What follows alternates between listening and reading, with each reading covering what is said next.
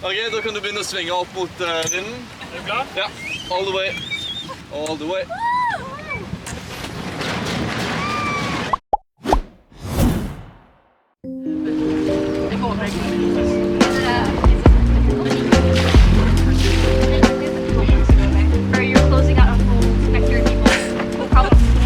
Ja, hvis du klarer å slenge hele greia på, ja, snudd.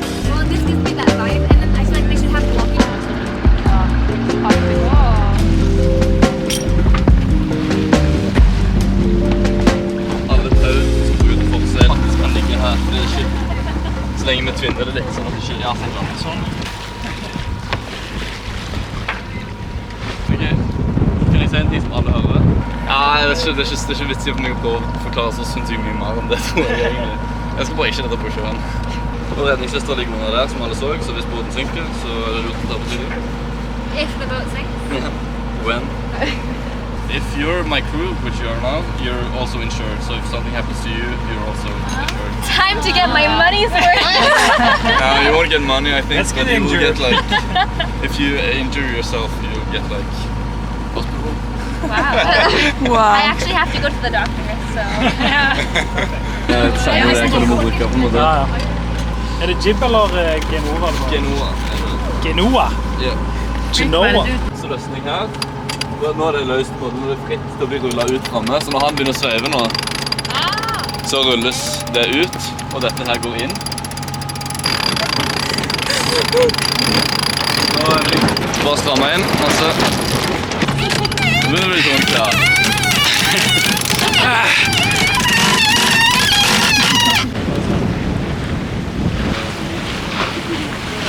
It was really pretty. Wow! Det er sånn, dere må på deg først, sier jeg bare. Nei, det må vi ikke. Vi er over 8 meter. Teknisk sett så er det ikke påbudt. Aye, aye, Captain. I can hear you. Oh! It's a pineapple under the sea. Er du Nini, Mathias? Jeg er Nini. Jeg også. Er det? Nice. Yep. Nice. Beste årstallet. Ja.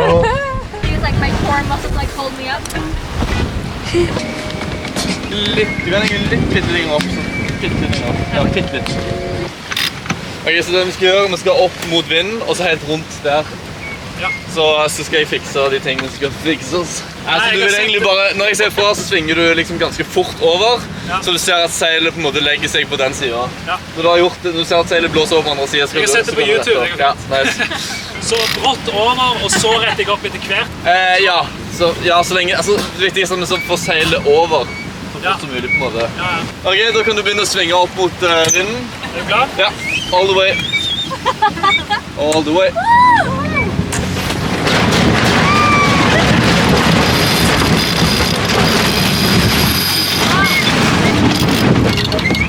Smooth. Så har du gjort masse. Du kan også bare legge deg ned mot litt sånn. Smile! Woohoo! Det er Manoeuvres, ja. Practising Manoeuvres. Lovely. Yep. GPS. Jo da, men det er... No pressure. I just want you to tell me. Oh, English. Yes? Yes. Why you love sailing? Nei, jeg skal ikke svare på det. Maybe it's because I wanted to become a pilot and I didn't, but sailing is kind of like flying, but on the, not like this, but like this. Ooh. So maybe it's like that. Yeah? Maybe it's like that. Why did you want to become a pilot? I don't know. That was when I was like 10 years old, I don't know. But like, I've always loved driving stuff, like cars and motorcycles and go-karts and everything. So this is a very nice transportmiddel. Ja. Det er nok so andre nice. også, men det er sånn... Det er nok mange sånne små faktorer, liksom. Ja. Det er ikke sånn en hovedting, egentlig. Nei. Det er bare sånn, jeg bare digger det. Du bare elsker det, liksom. Ja, fantastisk. Fantastisk. Asbjørn Larsen, Yes. why did you want to join this wonderful trip? Mathias sent me a message on Facebook asking me to join. And I was like, I can't say no to this because I've longed for some actual freedom like freedom from the routines and everything that's going on in the city. And with studying and everything, I just really wanted to feel the actual freedom of sailing a boat wherever we want, like between islands, and just having nothing else to care about than keeping the boat afloat. And lovely. Yeah, there are so many distractions in society. Cute.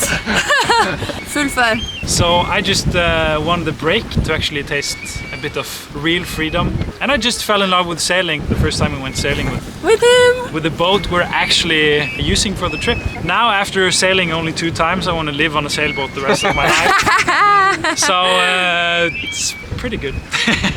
How long is it until you leave? 2 months. Yeah, About 2 months. Yeah. 2 months. We should have a countdown. Yeah, you should. Yeah. Are you excited? I'm very excited. Are you excited? Yeah! Woo! Are you excited to be left alone here in the... No, Are you excited to be left alone? No. No. No. So sad. It's okay. I'm excited for you. You're coming to visit. Yes, I am. Yeah. Yeah. By the way, this is the boat that I've been living on for the past almost 2 years now. Yeah. You traded it in Yeah. for the bigger boat. Yeah. Yay.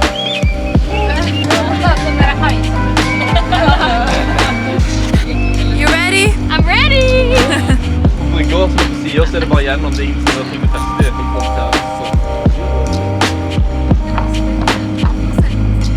Garden on top of the boat. Damn.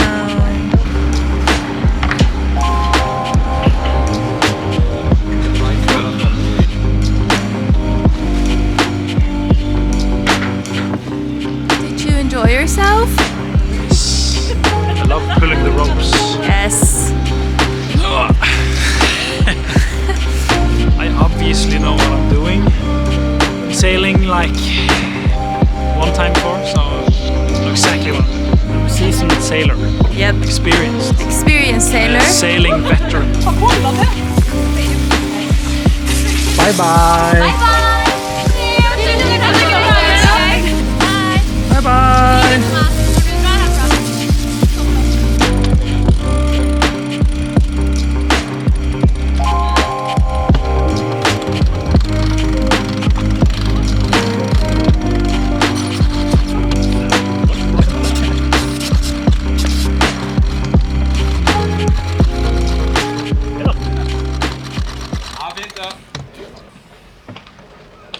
Den her, eller? Ja.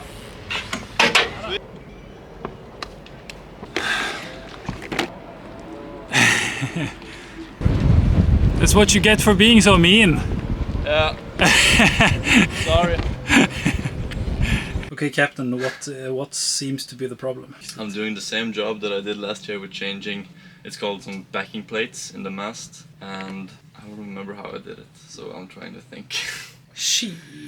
Okay, Captain, you got the solution. Yeah, I think so. As you can see, this is the old backing plate. Well, it's broken. As you can see, it's supposed to be longer, but it's broken. So yeah, that's why I'm changing the other ones as well.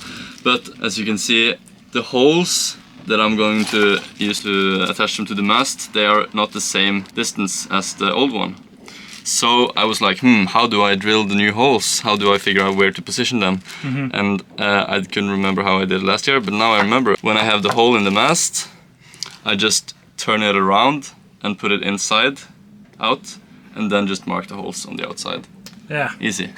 But it Easy. seemed complicated when I was up in the mast thinking about it, so yeah, that's nice. When you're up sitting 3 meters up in the air, it's different. things get a little bit more complicated. Yep. Nice. So I'm gonna try to do it. Let's hope you got all the tools you need now. Yeah, that's what I'm hoping for too. Eller det du som gjør jobben da. I take all the consequences if you don't have the right tools, because I need to winch him down and then winch him up again. So yes, I'm the butt of this joke. Whew. That's one heavy motherfucker. Oh yeah. New backing plate. Last details. And now this one.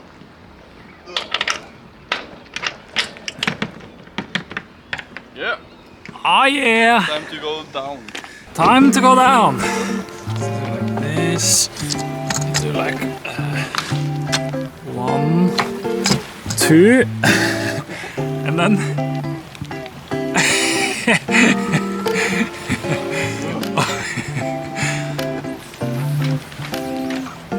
Yes.